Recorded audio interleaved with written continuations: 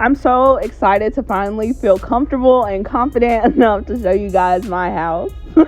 I've been working on her for so long and it feels so exciting to actually be done. So without further ado, here is my B Tch Barn and I absolutely love her. This is my back wall. I have all my art that I've made just up on the wall hanging there. And I just finished my flower wall about 3 days ago. I absolutely love it. I had to redo my bed and I ended up taking it completely apart, which I'm definitely not complaining about because it was uncomfortable. Let me tell you about this mirror. I love this mirror. It's a rose quartz mirror. I made it. I put all the rose quartz around it.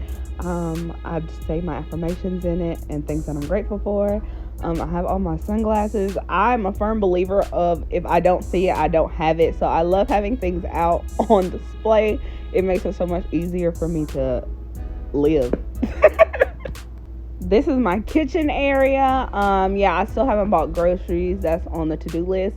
This mirror, though, I use this mirror as like a utility closet. I just hide all the things that I don't want to see behind it. It's really convenient. My records, my Disney records are up. I think they're so cool. I didn't show you guys under there, but there is a fridge and some more storage. This is where I put my dirty dishes so that I can take them in the house and clean them because I don't live far from the house, if you guys can't tell. And that's where I use the bathroom. My potty's in this video too, but let's not talk about that. I love my degree wall. Y'all know that. I love having my degrees out and on display. They make me feel good about myself. And my mirror. This is where I be doing my makeup when I feel like doing my makeup, or just looking at myself because could never go wrong doing that. But y'all, I really love my space. I think I utilize everything to the best of my abilities.